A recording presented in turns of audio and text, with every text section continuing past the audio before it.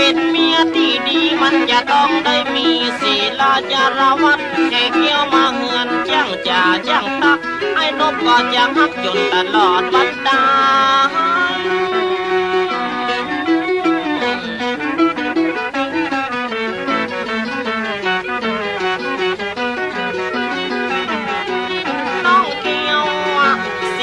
ตัวเป็นเมียที่ดีมันจะต้องได้มีศีลจารวัตแขกเกี่ยวมาเฮือนจ้างจ่าจ้างตักให้นบก็จะฮักภูมิเจนทีวี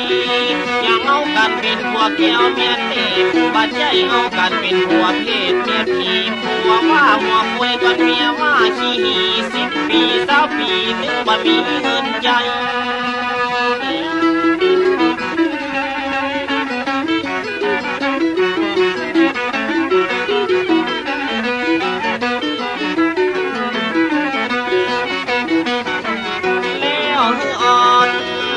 แปลงใจ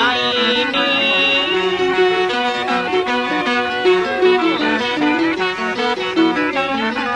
ที่ยังต้องเป็นแม่หญิงเลยจะต้องจำไว้เราทำให้มันบ่เป็นศักดิ์ศรีทำให้ก็เข้าไป1 ทีมันจะลบความดี100 ครั้งพันครั้งธรรมดาเกิดมาเป็นคนต้องปลูกสังคมเอาไว้กว้างๆอยู่วัดกำบัดอยู่บ้านกำบ้านขอคือกำตั้งศาสตร์ศาสนาเปรียบเหมือนต้นไม้วัดวาอารามเป็นกิ่งก้านสาขาอย่างเขาเป็นคนรักศรัทธาช่วยกันดูอาหารมาหล่อเลี้ยงลำต้นมันจะยาเดินตื่นสองไฟเลยน้อเลยนะ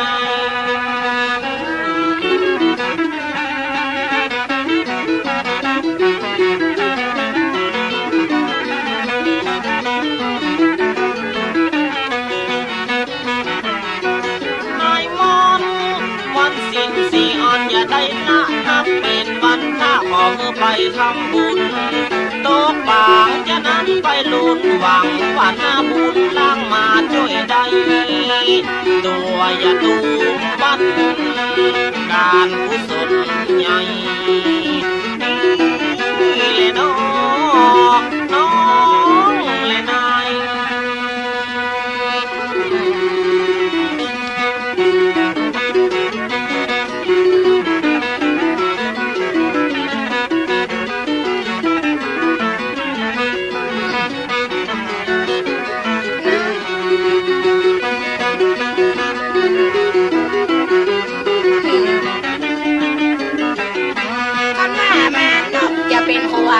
ดีมันจะต้องได้มีขันติธรรมะน้องสีอ่อนข้าก็ดึงบอดละอย่าเอาเป็นพ่อพระจนตลอดวันตาย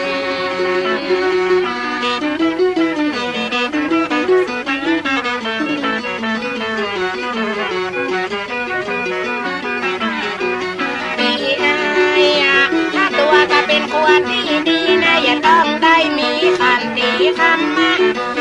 สีอ่อนข้าก็ดึงบอดละอย่าเอาเป็นพ่อพระจนตลอดทีเอากันเป็นพวกเกี้ยวเมียเทพเขาอย่าต้องสังเกตว่าใช่พวกเพศเมียผีผัวก็ดีก็ถ้าเมียก็ดีจะได้เป็นเศรษฐีสักวันเจ้า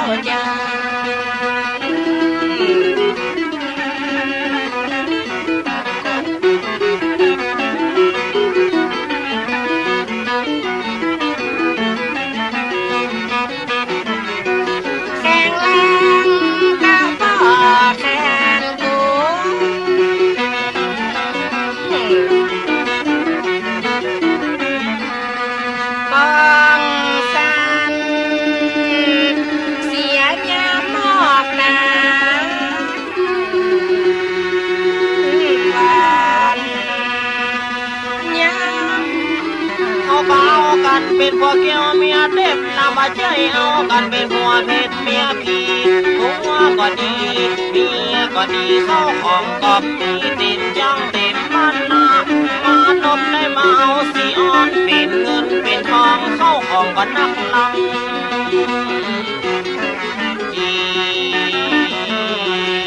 เลยนะ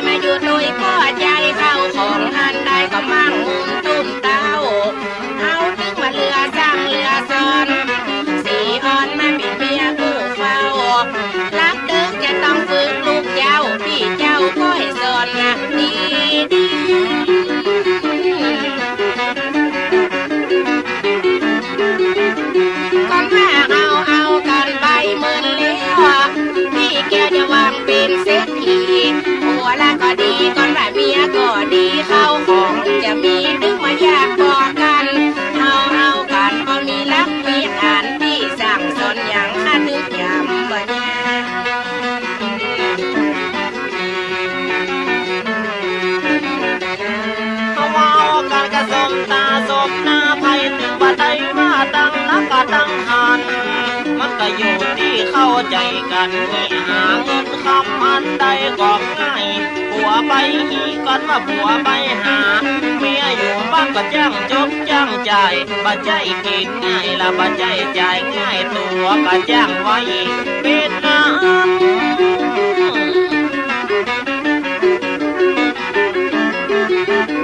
เวลามาผัวเจ็บเป็นตัวมอนอ่อนนัดน้องก็อยู่เข้าหักษาฟังไปหายุกหายา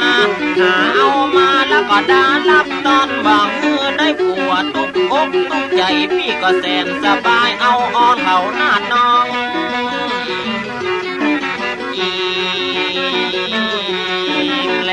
ก็แม่ยิ่งดีดีต้องรับเด็กลูกเย้าก่อนว่าลูกหนึ่งเข้าแล้วอย่าลวดแกงปลาส่วนหนึ่งอย่าด่าไปวัดไปว่าส่วนที่สองนั้นเจ้าสามีพี่เจ้าพี่เขาก็ไปรีบไปหาได้เงินมามั่งมูลตุนเต้าถ้าหน้าวัดลูนก็มีลูกมีเต้าบ่อยากน้ำกันเขาอ่ะอันใด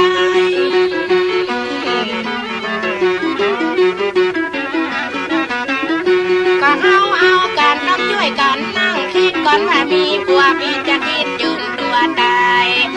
มาเดียวก็มีความสบายเข้าของอันใดถึงมายากมากันก่อนว่าผัวไปหีบเมียจะเป็นคนของเข้าของเงินทองอย่างก็มีนักลา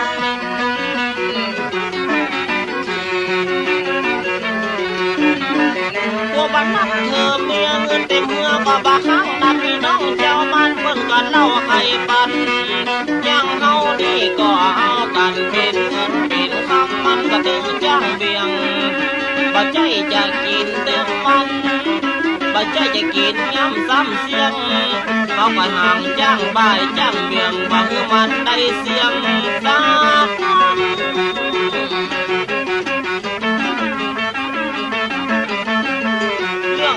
เรื่องเมียนี่มันเป็นของยากที่จริงมันบ่ใจหาเขียมสีอ่อนน้องบ่ต้องมาเทียมมันบ่เขียมแต่มันหาบาดได้บ่หูน้ำจิ้นนะบ่หูน้ำใจพี่อย่ายักอย่างใดหาสีอ่อนน้องให้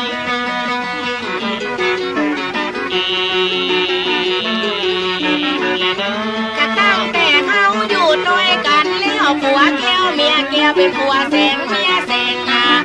บ่ได้มักไม่กินแดงเป็นผัวแป้งแต่มันเป็นเมียอักตั้งแต่เอาแม่นมมาอยู่ด้วยข้าว่ามันลุยเข้าของมีจัดหนักอันนี้แล้วบอกผัวฮักเมียฮักก็มีเข้าของสิ่งซ้ำมาเงินทอง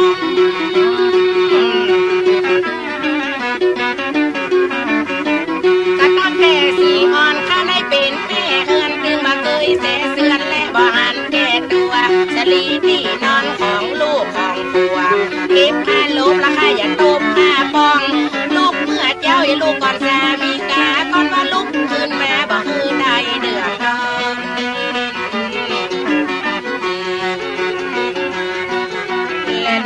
บ่สามีกับพี่ได้เดือดร้อนอ่อนตัวน้องก็พอเฝ้ารักษาเวลาผัวไปเวลาผัวมาเพื่อสามีกาผัวแป้งมาอยู่บ้านนานายก็ถึงย่างจักย่างหามหลังเตื้อเปิ้นมาจากกาวนั้นหลังเตื้อลูกผัวบ่มีจองบ่มีบ้านตัวก็ถึงย่างหามมาผู้มอง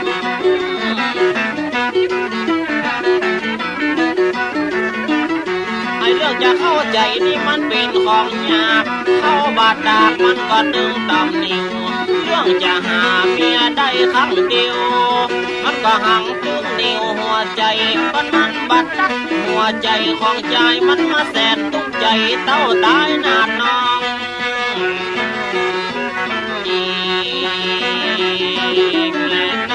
เอากันแม่มั่งมุนดุนเต้าอย่ามีของมีเข้าอย่ามีรักมีทานถ้าหน้าว่าเขาอยู่ด้วยกันมีเงินมีคำก็สบายแต่แลเอาผัวเดียวเมียเดียวมาใจเอาเหลือกำพ่อกำแม่จะต้องอยู่ด้วยจุนเกเอาจุนกุมทิ้นนะจีวังคือ ฮอดเมื่อเฮาฮักกันต้นทีแรก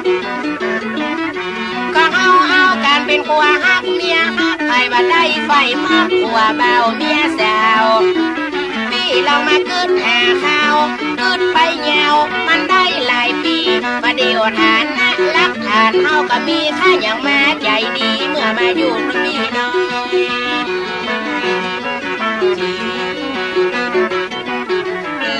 ตัวบาเก็บกำเนื้อตัวบาเจือกำไตมันก็ห่างใจได้นะสีอ่อนห่วงกันตัวนี้ถึงบาชอบฟังกำคนพี่น้องเจ้าบ้านพ้องก็มาจุกมือเฮานั้นเสียมันยังมาตกใจดำพ่อก็หังมาเชียร์ยังว่าเมื่อได้ดังเงินนาดัง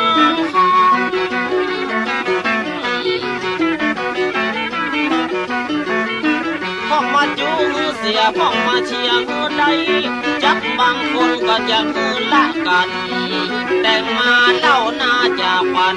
ว่าไอ้นกดำไปเมานี่เมาหันบึดไปเมาอีติ๊กบึดไปเมาอีใจพ่อว่าเป็นแต่นายมาเก็บเข้าใจเต้านัง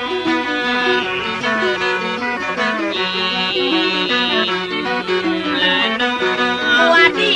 จะเอาเป็นพ่อข้ากระดึงบ่อนละดึงบ่ฟังกำไข่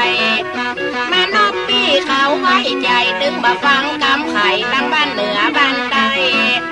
บ่ฟังก็อีติ๊บอีจันข้าดึงบ่เล่าขวัญลุงอาหน้าไปถ้าฟังกำเหนือกำใต้อยู่โดยดึงบ่ได้สักวันอย่างเปิดจะไปอย่างเปิดก็กำโบราณเปิ้นกระดึงในเล่ากินข้าวแล้วไปเล่าหน้าจากวันนะจังได้เสียเงินเสียคำถึงจะอยู่ด้วยกันมันก็ดึงบ่ได้มาเดียวสีอ่อนข้าดึงบ่ฟังกำไข่ข้าดึงตัดสินใจอยู่ด้วยพี่ไทย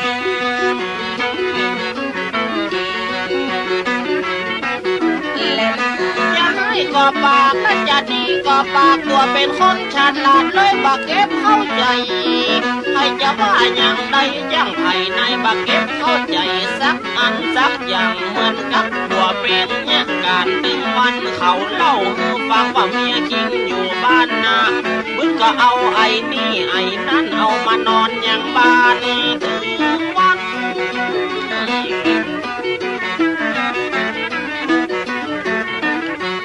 ให้กระจ้างไผ่เล่าดีกว่าจ้างเตอเข้าของมีเปิดเลิกกระใจไปขอของไผ่สองคนคะแนนเฮาเข้าใจที่มีเพียวของเพียวเข้าก็เพราะฟังกำปิดดามันดาเปิ้นได้เลี้ยงเฮามาเมื่อเดิมอ่อนก่อนเก่า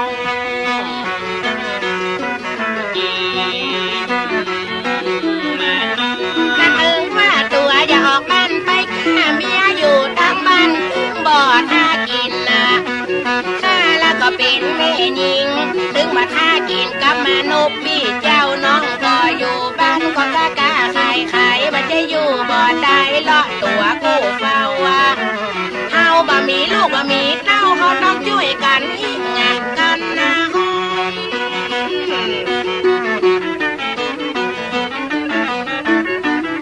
ถ้าเป็นแม่หญิงอยู่บ้านสัก5 ปีเป็นหัวหน้าก็ทำมาค้าขาย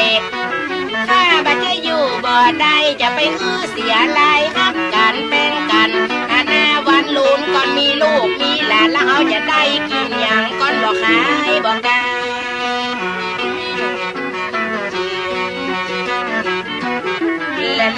ก็อยู่บ้านใดต้องเอาไปบ้านนั้นจะไปเหินนักล่องมันก็จ้างกินเองสมัยบาเดียวเข้าของมันก็เป็นต้องขึ้นกวยยิงจ้างยกจ้างใจ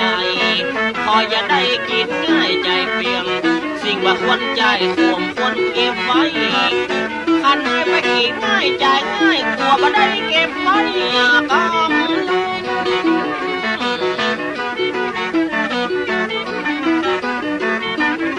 ก็เฮาเอากันจนมีจองมีมันเฮาเอากันจนมีรักมีฐานให้ถามสีอ่อนตัวว่ามีเพื่อยังที่เฮามีรักฐานเต็มบ้านนาอันนี้มันก็เป็นปัญหาของพันละยาแล้วใครมาแถมฟัง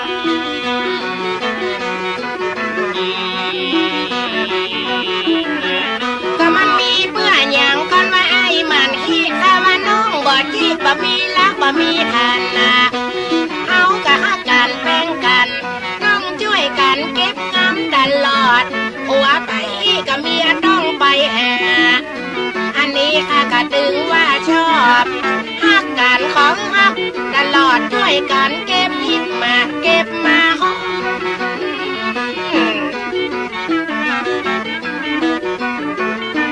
ถ้าว่าผัวไปหาถ้าว่าเมียไปอีกก่อนว่าเขาบอดจีบ่มีเข้าบ่มีคอมถ้าว่าเป็นผัวสีอ่อนเก็บลิดเก็บลอมเก็บน้อยผสมน้อยสองคนเอาฮักกันเก็บกันก่อนว่าเก็บแถวปานลวดมีเป็นรอย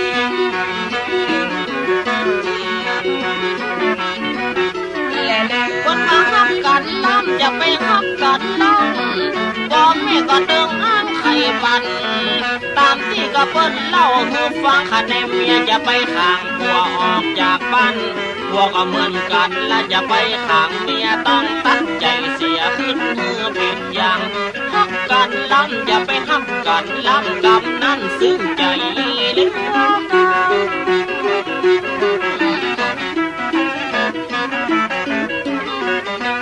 จะมาบางคนขังลูกขังผัว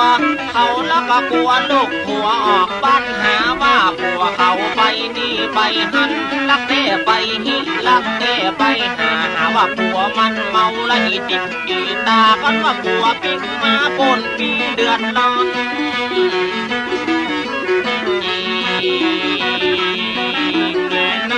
กะผัวปิ๊กมาเจ้าปนปีเดือดร้อนข้าในนอกใจน้องกะสุดแล้วแต่ใจข้าเจ้าดึงมาจ้างข้างไข่ข้างกันไปมันจังได้เดือดร้อนมานอบไหนก็เหมือนกันที่หาเงินคำก็เอาไว้เสียพ้องถ้าพี่เขากลัวเดือดร้อนอย่าไปนอกใจน้องเพราะว่าดีว่าฟังหูไว้หูก่อนถ้าการเข้าหูจะไปถูออกปากมันจังได้สิขาดจากกันนะตั้งแต่เฮามีรักมีขันข้าดึงบ่อขังมานบพี่ให้ถึงว่าพี่อย่านอกอกนอกใจนะอย่าไปฮักใครแล้วแต่ใจพี่ให้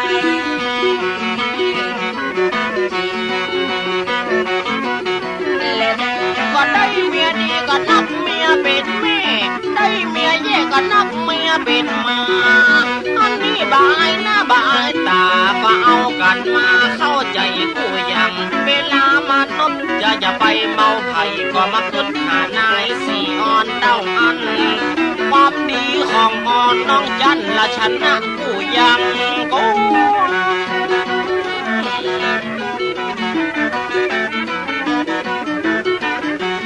เรื่องเข้าใจกันเรื่องความฮักมันก็อยู่ที่พ่อแม่มันดาให้มาหันสีอ่อนหันหน้าเข้าวัดมา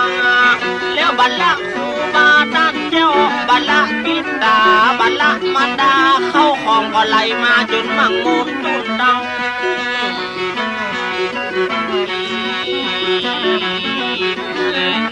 เป็นเมียที่ดีกันรับเดิมลูกเจ้าน้องกับลูกหนึ่งเข้าน้องกับลูกเก่งป่าพี่ว่าจะแจงแต่งดาก่อนว่าน้องลูกมาก็ลวดสวยหน้าพี่เขาละก้อยลูกกำลังน้องบ่ว่าอย่างคือบ่บังบ่หาถ้าตัวฮักค่าแป้งค่าน้องละบ่ว่าสั่งสั่ง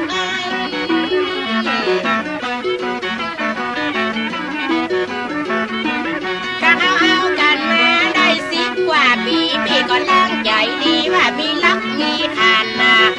ตั้งแต่ว่าเอากันบ่ได้เดือดนั้นเหมือนพี่น้องเจ้าบ้าน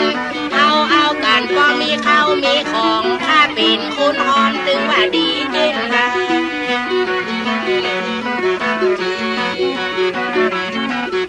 และนะก็จับบางวันบ่มีเงินสักบาทน่ายิ่งตักยามแต่ก็บ่เป็นยังคันได้มาจังตักจังถามจังกูจากกันเตือเล็กเตือน้อยเวลาสองคนจะมาผิดเพียงกันมันน่าบ่มีเงินปันเงินน้อยก่อนจะได้มาสั้นน้อยมันบ่ใจของย่อยสีอ่อน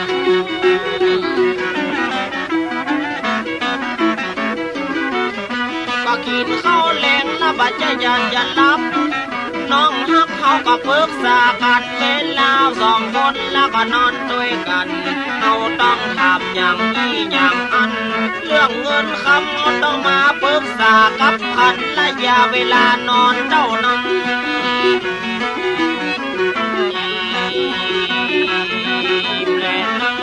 กินข้าวแรงก็หัวแป้งฟังรับค่าตึงมาได้ยักค่าตึงมาได้แจมเป็นหัวฮักเมียแป้งตึงมาได้กินแหนงก็เจ้าข้าแฝงไฟเอาการก็มีรักมีทานพอเอาบะกินง่ายใจง่าย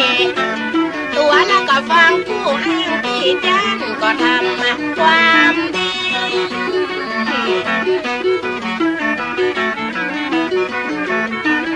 เปิ้นว่าความดีนี่มันดึงบ่อยากมันดึงบ่ลำบากเฮาตายเป็นผีที่เขามันสร้างความดีมันดึงดีกับตนกับตัวอันนั้นมันดุที่มาเป็นผัวพี่เขาบัดฮักกลัวจะเป็นไม่เป็นหา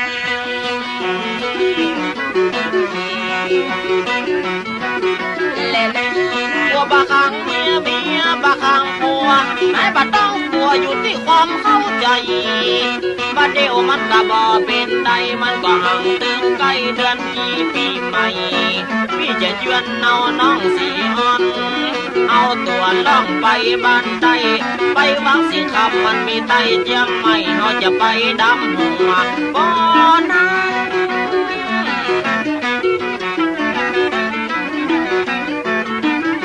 ก็ถึงเดือนจีก็เจ้าข้าปีใหม่คือในเก็บดอกไม้ไปซักก็ว่าดำหัวน้องบัดต้องยันพี่ก็บอกกลัวทานนะเป็นผัวพี่จะออกนำหน้าไปเหี่ยวหาพิษตามันดามดีใจนักหนาบ่คือได้ตกดำยัง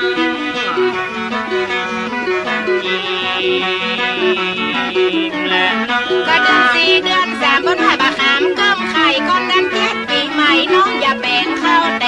งข้าก็บ่ได้กินแหนงก็จะจวนหัวแป้งกระดำหัวพ่อแม่ฐานแม่กะตีเฮาเอาการเฮามีรักมีฐานก็เพื่อเฮาเพื่อแก่จะดำหัวพ่อหัวแม่กันแล้วพี่เขาอย่าไปบ่ไปกะสิเอาก่อนว่ามันถึงเดือนจีปีใหม่เขาต้องเอาใจใส่อย่าเดียวเส้นบะหมี่น้ำเขาต้องมันปักมันทำตัวคุณงามจะล่องไปบันไดเป็นว่าเขาจะสะเก้าดำหัวข้าจะจวนเอาตัวไปโดยพี่ไทย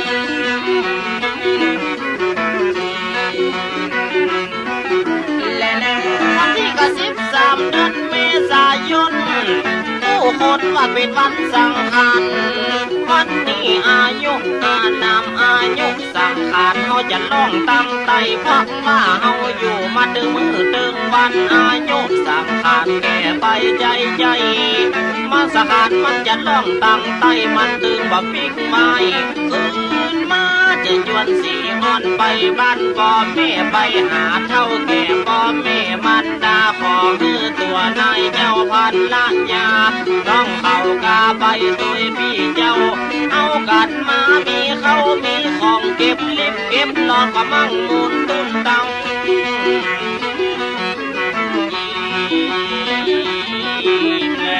ก็วันที่13 เดือนเมษายนกับพี่น้องกู้คนว่าเป็นวันสำคัญพี่ก็มาเล่าใครปันว่าวัน13ยังคันก็จะล่องอายุก็จะแก่ไป1 ปีถึงใจบอดีข้าอย่างมาใจอ่อน13ก็จะคันจะล่องกันแล้วน้องจะแต่งอย่างละดาวันนั้นนี่เป็นวันเฮาสะเก้าดำหัวหรอกกับวัน13โคตรแถว14วันที่15จะตั้งขันเข้าขันป่าจะทำหัวฮักเตรียมตาต้องได้ดาเอาไว้ไล่ก็เป็นของกินล้อตัวปวดใจแล้วเขาจะเอาอันใดประทานขันเข้าขันนา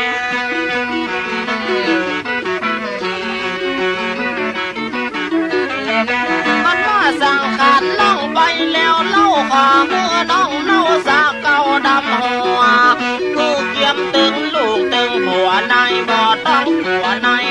ต้องยันขอเฮือสีงอนเจ้าวังสิงคำคนงามก้อยเกียมกู้ยังชื่น13นี่ก็วันนั้นเฮาจะสะหัวเก่าว่าของเฮา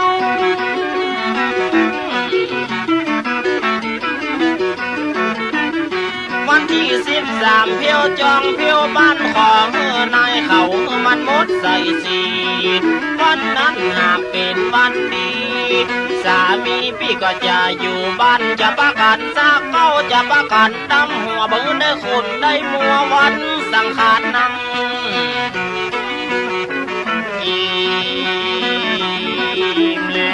ก็วันที่13เมื่อเป็นวันปีใหม่เขาเที่ยวดังเส้นใหม่ที่บ่มีคู่นางน้องเขาก็จะป๊อดจะทางผ้าพื้นขัวงามน้องอย่าเก็บไปซักมาว่าก็จะลีก็จะดีมุ่งมอนสีอ่อนข้าก็พอตึงนักวันนั้นเป็นข้าอย่าเก็บไปซักอย่าปฏิบัติกู้อย่างนะกู้เพราะปีเก่าเดือนเก่ามันจะล่องไปวันนั้นหมดอะเสียอ่อนเพราะว่าปีเก่ามันก็พ้นไปแล้วปีใหม่เกี้ยวจะมาลอดมาหาจะต้องได้อู้ได้จ่าจักเต่งดาก็เอาไว้เป็นหันจะเก็บผ้านั้นก็ไปซักไปสีของใดมีต้องซักสีข้างหน้า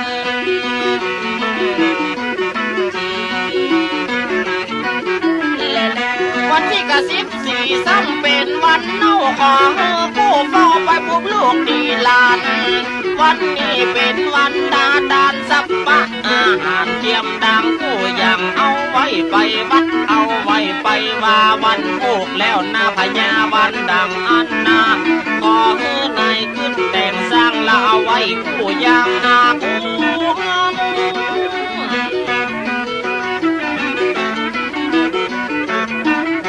วันที่14มันจะเป็นวันเน่าเป็นลูกเป็นเต้าจะไปแจ้งไปตีวันนี้ถือเป็นวันบาดี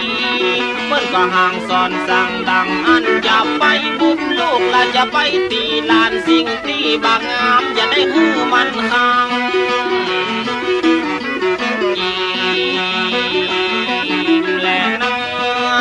วันที่13เดี๋ยววันที่14ก็ขึ้นใหญ่ดีที่แป้งข้าวต้มข้าวนมมาพี่เขาก็บัดค่ากลัวทรงจะแบ่งไว้ดีกู้อย่างตึงมาว่าข้าวแคบตึงมาว่าข้าวเด่นหัวหักเมียแป้งเอาขึ้นล่ำตามสร้างพี่เขาก็อยู่จองอยู่บ้านเขาก็ช่วยกันสร้างงานได้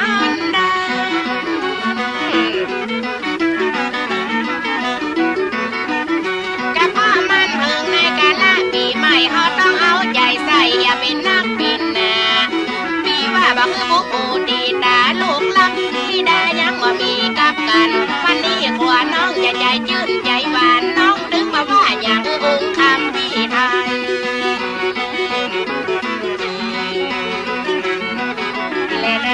วันนี้หน่อยมันเป็นวันเน่าเมียแปลงผู้เฝ้าจ้างปากจ้างยาวันนี้ก็วันแต่งวันดาของพันละยาค่อยดาผู้อย่างก้อนมามันถึงวันระยาวันเอาไปด้วยกันไปด้านดังอันนาขอเอ้ยเกี่ยมดังน้ำขอไปยังวันนายังมาว่า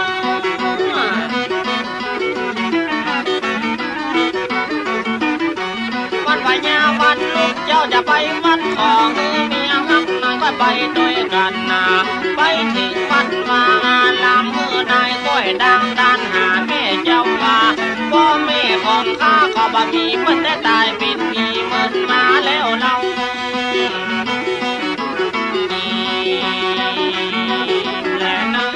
แม่ของตัวกับเหมือนแม่ของข้าลูกมาสวยหน้าแล้วอย่ายักกันนะของกินกันดีๆลำกินปลาอาหารข้าก็ดังยักหากตัวพี่มันนมปัญหาว่าอย่างใดจิตใจข้าถึงใสสะอาดลูกมาเมื่อเจ้าพี่ไปใส่บาตรข้าจะไปด้านขันเขา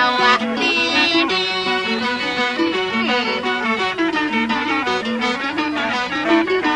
ก็อย่าด้านขันปลาก็อย่าด้านขันเข้าลูกมาเมื่อ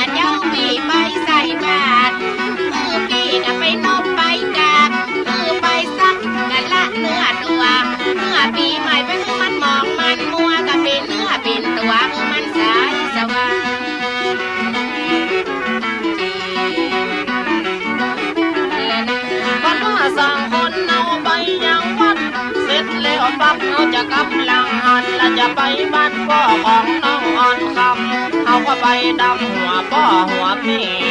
แล้วก็มาดำหัวโคบาดำหัวสัตว์5 คนเท่าคนแก่ประการที่1ดำหัวพ่อแม่แล้วก็มาตั้งบ้านตั้งอาชีพ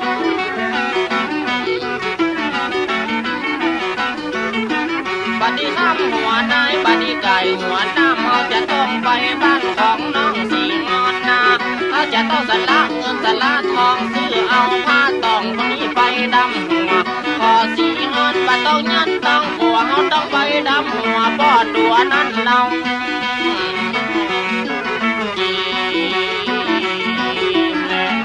จะไปดำหัวพ่อเท่าแม่เข้ามาลูกพี่เจ้าก็เอาอกเอาใจสำลักข้าน้องมาจะว่าอย่างไรรักสินใหญ่ไปบ้านพ่อบ้านแม่ลูกวัดมากินข้าวกินปลายักยักเก่งเก่งหน้าไปหาเท่าหาแก่จะต้องดำหัวพ่อแม่ดึงมาคือได้แย่สัก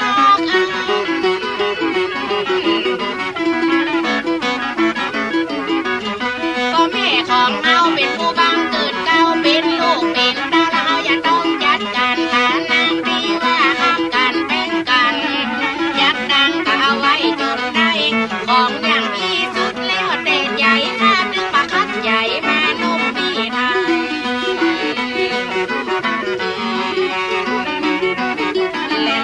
จะต้องไปดำหัวพ่อหัวแม่หัวเท่าหัวแก่แต่เอาไว้กำลังเขาต้องไปบ้านน้องอ่อนคำบากันไปดำหัวของพ่อเจ้าแล้วก้อยมาดำครูบาอาจารย์ก้อยมาดำคนแก่คนเท่าว่าแล้วเขาเป็นลูกเป็นเต้าจะไปหาพ่อเจ้าว่าคน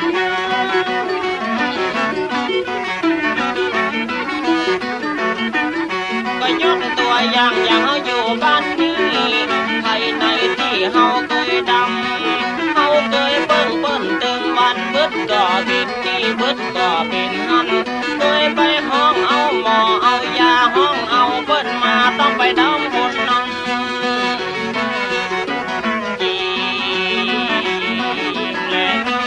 วันอันยังวันดำหัวพ่อหัวแม่หมู่คนเฒ่าคนแก่ค่อยไปวันปากปีอันนี้ข้าก็ดึงว่าดีก่อนมาวันปากปีไปดำหัวคนแก่ลวดเดียวครูบาอาจารย์แก่บ้านกำนันละข้าก็ดึงว่าแน่ปากปีไปดำหัวเท่าแก่เขาจะไปหมอกตาวันนาเลย ใส่ชุดพื้นเมืองไปเนี่ยสิออนเนี่ยเจ้าวันพญาวันจะดำป้อดำแม่ก็มาหมู่เท่าแก่อย่าไปวันปากปีกับเพราะว่าวันนี้มันผิดวันดีตาละมีของเอาก็อยากว่างพี่เขาก็บัดหน้าแก้วไหนข้าดึงมาเสียใจนอกตัวพี่เจ้า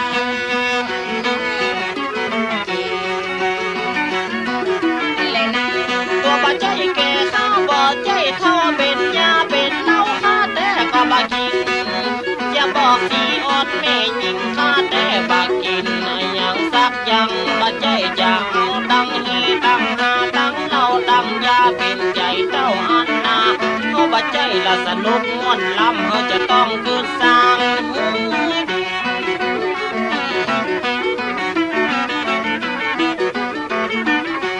ในฐานะเป็นลูกเป็นเต้าของน้องเนาเป็นคนจัดการในปีนี้ตัวจะเอาอะไรอย่างผ้าผ่อนถึงงามที่จะออกจากบ้านส่วนตัวพี่ละจะนั่งเสื้อดำมันก็ห่างตึงงามเพิ่งปีใหม่ลำ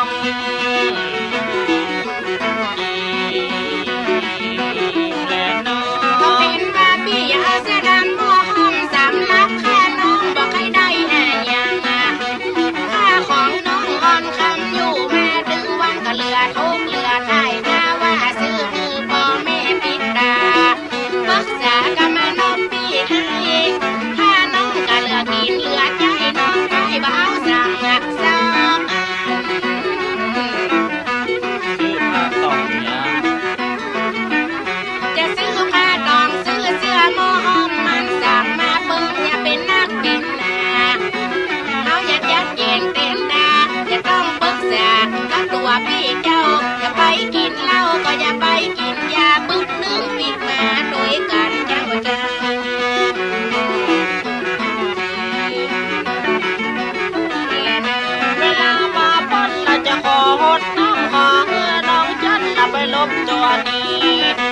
ปั่นเขาหดดีดีแล้วก็อ้อมสาวจีไปตัวพี่เจ้ามันเป็นปีใหม่มันเป็นสงกรานต์ประวัติโบราณเดิมอ่อนก่อนเก้าก็คือฝูงหมูลูกเต้าหดหัวน้องเนาสีห้อง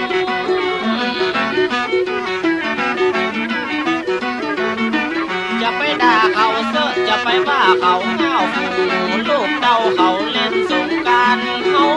หดเขาก็หดงามงามถึงบอกว่าอย่างลูกหลานเจ้าบ้านนาเพื่อให้อยู่จุ่มเนื้อเย็นใจแล้วเขาจะไปตัวการม้วนลำ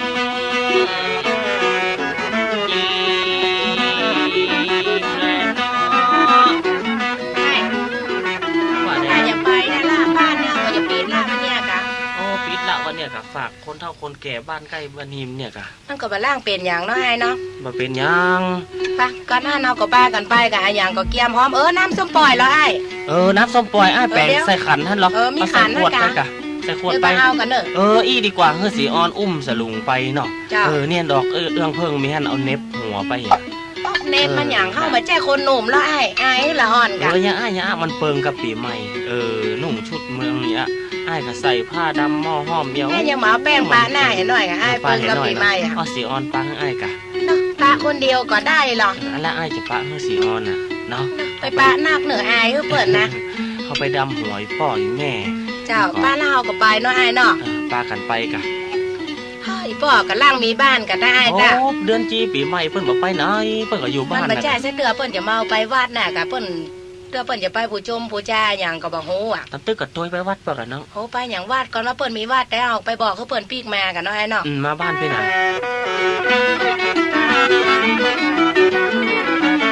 สองคนผัวแม่ก็อย่าได้ออกบ้านถึงว่าคัดบ่คันก็ตะตี้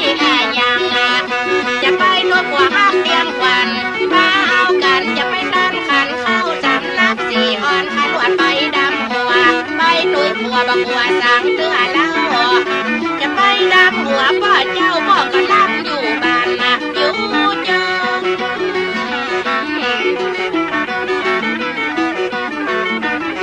ก็ไปด้วยกันผัวเมียผู้ดีสำนักให้พี่ก็ว่าดีเหมือนกันพี่ก็มานุ่งเสื้อดำมันอย่างแม่แง้มเป็นนักเป็นแหนบสำนักสีอ่อนขยัดแยงแต่งดาเอากระตุยกันแม่หดดังไก่พ้องนา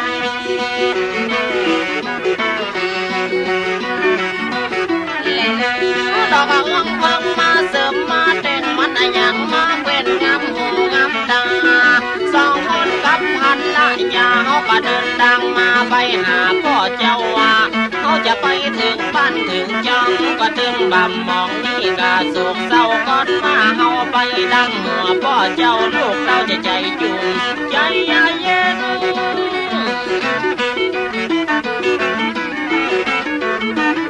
ก็พี่เขานี่เป็นคนไปก่อนอ่อนนัดน้องเป็นคนโดยหลังมันอย่างมากคือมันอย่างมางามปากันไปดำหัวของพ่อเจ้าพ่อคนเล่นน้ำกันเป็นสายตึงยิงตึงใจม่วนใจแต่น้อง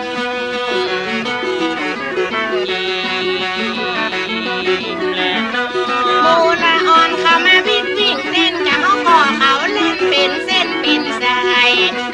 ถ้าจะมาบุญดีให้สำหรับพี่นายเขาก็เท่าก็แก่ละอ่อนเขาโคตรน้ำโคตรน้องสีอ่อนก็อันปอบินเมอันหน้าเขาเป็นพ่อเป็นเกตเขาแพ้ที่ในตั้งมาได้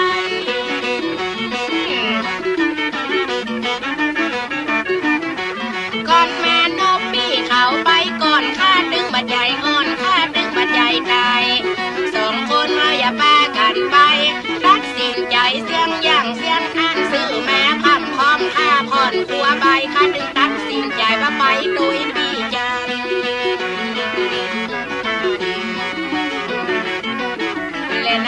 ฟ้าเป็นลูกบรรลุบุญบ่แม่บัดดอกหัวมันแย่ไปล้นไปดังเป็นนาหิเงินหาคำสั่งรักสั่งฐานอันใดก็คล้องละคะแนนบันลืมปิดตามันดา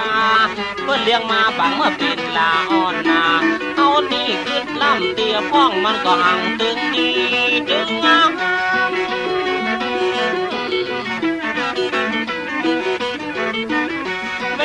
จากจุดเวลาจะสร้างเวลาเฮาอ้างมันก็มีเหตุผลเพราะว่าเฮามีสัพพมิ่งมงคลที่เฮาได้ขึ้นได้สร้างเป็นลูกเป็นเต้าบะลืมปิตามารดาดีนักดีนาเดิงวันนี้นัง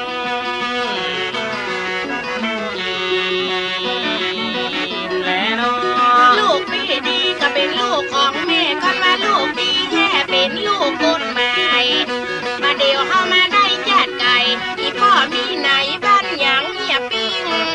ก็ว่าพ่อไปปูยาไปวัดไปว่าหรือว่าตุ้มกว้างอิงจะถึงมันไอ้หยังดับปิ้งพ่อเขามีไหนอะตั้งงาได้ ตรงนั้นเปิดประตูไว้พุ่นละ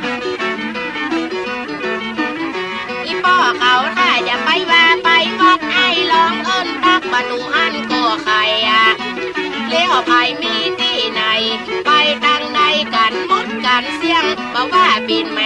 าก้งมาดำมามีไหนกันที่พ่อเขาเลี้ยง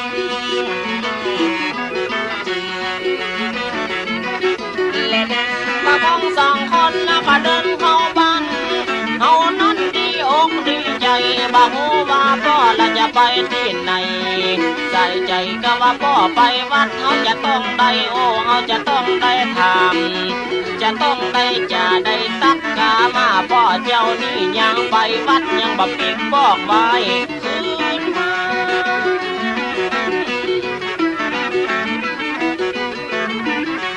บ้านของเฮาคนก็บ่มีนักคนนี้พ่อไปวัดเฮาต้องไปห้องหาคือเฮานี่กะพ่อมา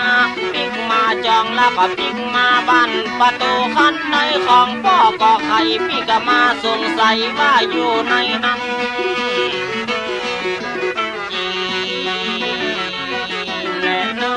พ่อไปวัดให้ล้วนไปห้องสีอ่อนนัดน้องข้าเขาจะจัดการ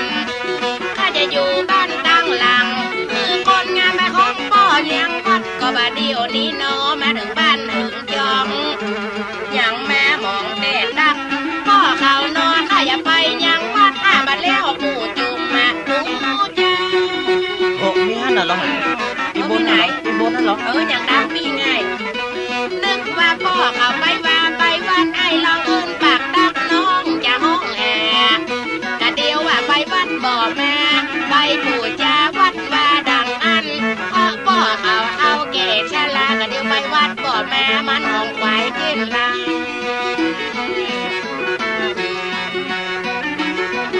เลยนะป้าพุ่นละปุ่นไปนั่งอย่างเจ้าปุ่นอ่ะบ้อง พ่อ เอ้ยพ่อก็หาลูกเตินนี่เข้าไปบัดเดียวเนี่ยโอ้ละอ่อนสูมาสองคนเนี่ยกะ ครับมา2 คนครับ โอ้มาเผียวเจ้าอะละเนาะมาเดียวนี่ก็ไข้ฮ้อนไปหน่อยนะมึงว่าใหญ่ โอ้ฮอนแตะฮอนว่าแต่ปอตา คนก็อ้างว่าบ่ไข้ตกเหียอยู่ดีสบายเนาะลูกเนาะ ครับอยู่ดีสบายพ่อเหรออยู่ดีสบายก่อน พ่อก็อยู่ดีสบายเนอะ ถ้าห่อกันหลัง มัน ห่วงห้อง จะ เป็น น้อย เรื่อง เฮ้ กัน ยสูอยู่ก็กันบ่เดียวเหมือนยังมีรถเครื่องรถข้างฮะ ครับเขาก็หาซื้อนี่ เนี่ยอยู่กับกันคือถูกหลงปอกันเนื้อหลอนเนื้ออันเนี้ยเพื่อนว่าผัวฮิตเมียหอมเนี่ยเขาจะได้ช่วยกันวันหน้าวันตาเขาจะได้มีเบี้ยมีเงินมีที่ให้ที่สวนเนื้อคือหมั่นฟังกำกันอยู่กับกันเขามาเกณฑ์ให้ปอก ครับผมเขาก็ถือเอากำป่อสั่งป่อสอนนะไปปฏิบัติ มันจะเหลือกำป่อกำแม่บ่ได้แต่ว่าไปวัดก็หน่อย ไปครับ ไปเที่ยววัดเที่ยววานตัวเปิ้น ไปครับขนทรายตัว เนื้อ เผื่อป่อเผื่อแม่ ไปวัดไปว่านึกถึงคุณพระคุณธรรมจะไปละคุณพระพุทธธรรมพระสงฆ์คุณพ่อคุณแม่ผู้เฒ่าผู้แก่เนาะ ครับ กำโบราณเป็นว่าน่ะ น้องหนาอ้วนแล้วล่ะครับ นักไปเนาะมาเอาเนี่ยเกณฑ์ให้ก่อน เกณฑ์ครัว เอาปอนเนอะ เอาปอน อิตังโนตุปะบุภาลาจัตตานังอาเพจจะอาสาธารณะสัพพโลกิญาโลกุตตะลามกะภาลานิปัจจโยหนโตโนนิจังยะถาวาลีวหาปูลาปาลีปุณเลติสากลังเอวะเมวะอิโตตินังเปตานังอุปกปปติ อิสิตังปะทีตังตุมหังคิปะเมวัสมินจันตุสเปภูเรนตุสังกปาจันโตปันนาลาโสยธามณิโตปีลาโสยธาอาทิจันโตปีใหม่เก่าก็ข้ามล่วงพ้นไปแล้วปีใหม่เกี่ยวพญาวัน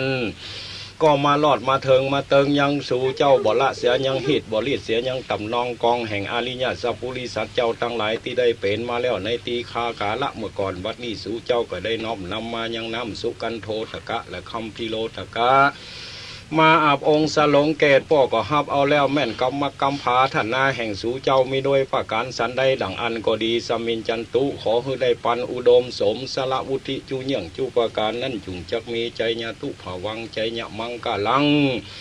ใจญาสีที่ทานังลาพังโสที่ภกายังสุขังพลังสีลิอายุจะวันโนจะโพกังวุธิจะญสวาสตาวาสาจะอายุจะจีวาสีที่ภวันตุเตสปีติโยมิวจันตุสปะโลโกเวนัสตุมาเตภวัตวันตาลโยสุขีตีคายุโกภาวาอภิวาตนาสีนิสังวุธาปจายิโนจตาโลธรรมาวทันติอายุวันโนสุขังปะลังหดน้ำปอหดน้ำ เดี๋ยวอีพ่อเอายาให้ก่อนฟังหดเด้ออันนี้ยาแดงเนอะอันนี้เป็นยาแก้ลมพิษเดือนอันนี้ยาแก้กลิ่นพิษจะหดก็หดให้อีพ่อให้พอดีเลยอีพ่อหนาวนะหวังนี้บอกพอใครสู้เท่าใดเนอะน้ำนะ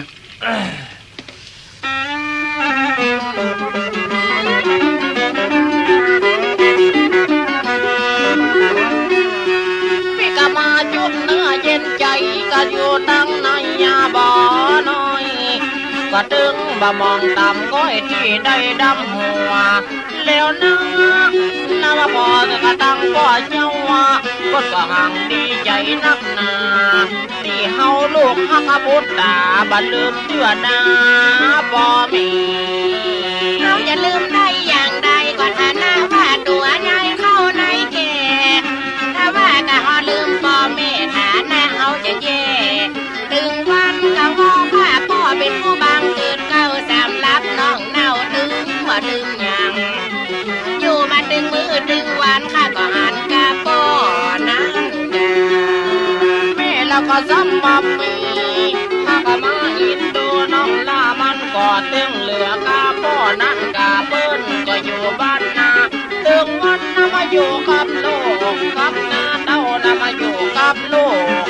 กับหลานมาอยู่เฝ้ารักนาเฝ้าฐานไว้ให้ลูกหลานกูยังก็เอากันหลายปีสมบัติเรามีนึกว่าอยากบอกกันนะ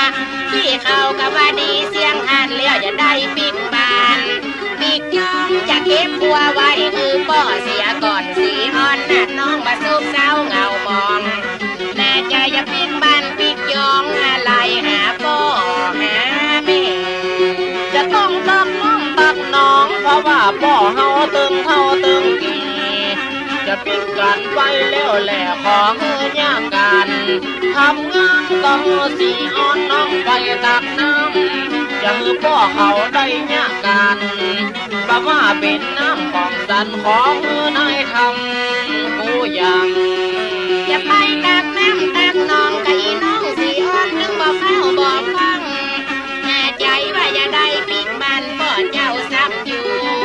คนเดียวก็ขึ้นไปมามันยังมาฮับ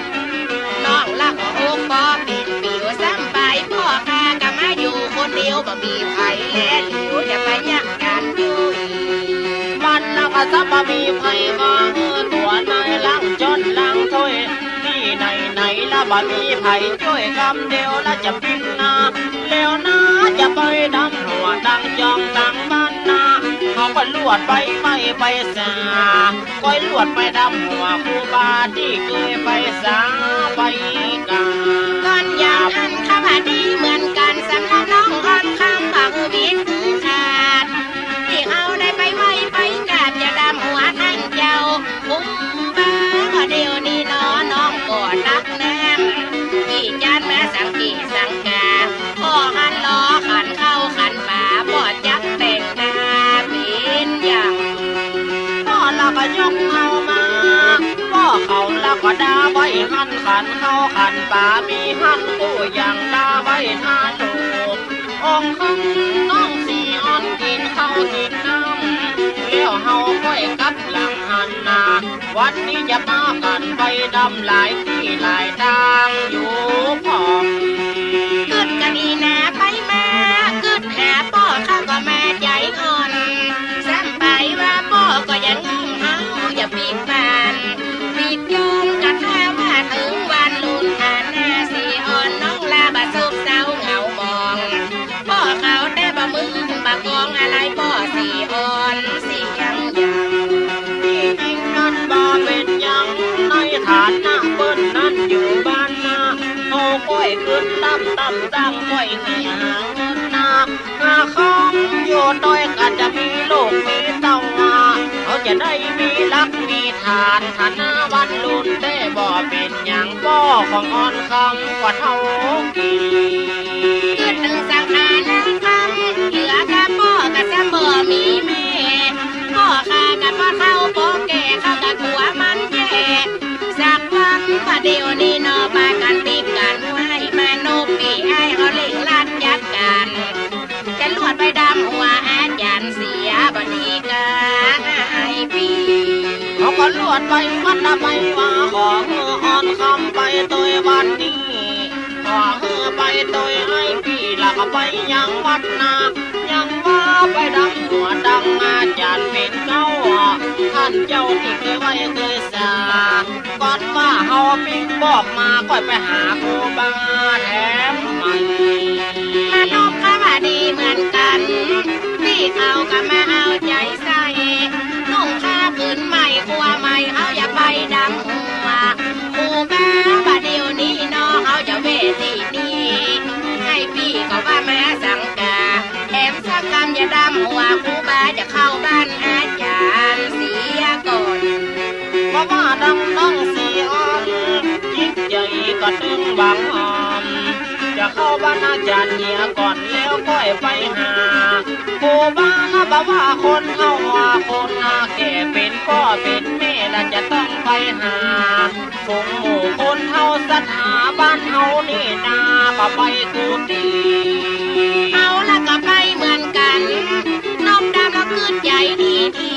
น้องสีอ่อนว่าอย่าไปกูดีกะหมูแก่เข้าว่า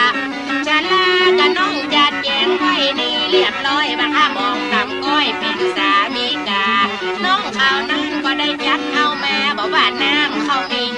สมบูรณ์ ให้เรื่องประเพณีสงกรานต์ปัจจัยว่าของย่อยๆตั้งน้ำเขามินจมปล่อยเฮาก็ได้บ้ากันนะแต่งดาสนะสันหลงผู้คนแล้วเล่าในก็ยกมือสั่งเพราะเฮามีจิตเมตตามีกรุณาบ่ขาด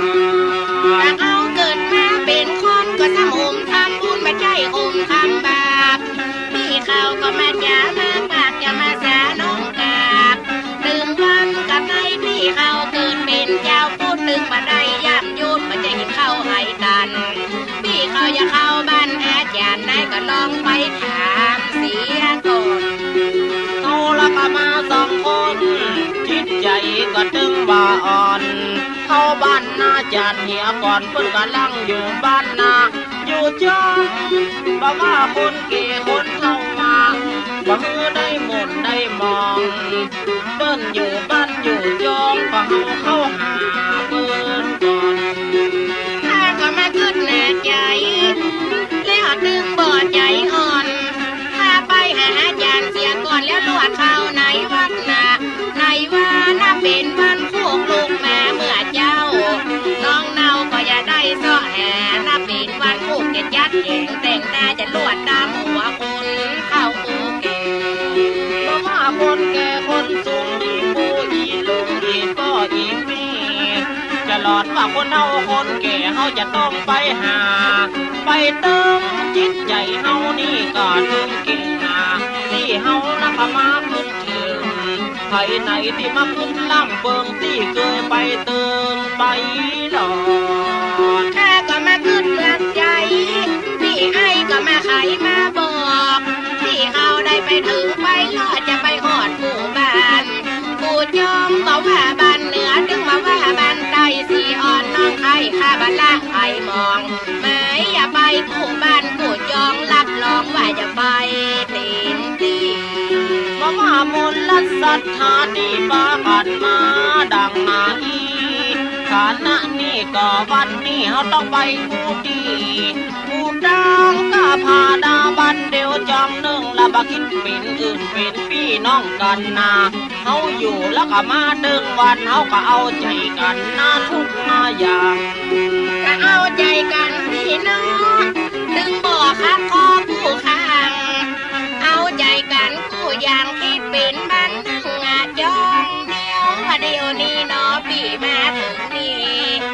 เฮาละก็เล่ก็เหลียวเฮาคิดว่าเป็นบ้านหนึ่งจองเดียวถึงบัดคิ้วใส่ไหน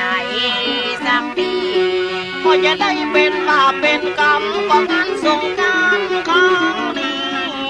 บ่ว่าตึงน้องตึงพี่ละบ่ว่าตึงหมู่ศรัทธาที่ปากัดได้มาสาน้องกราบก็ขออย่าเป็นสั่งนาคนนี้จะลวดอำลาฝูงหมู่ศรัทธาไปก่อน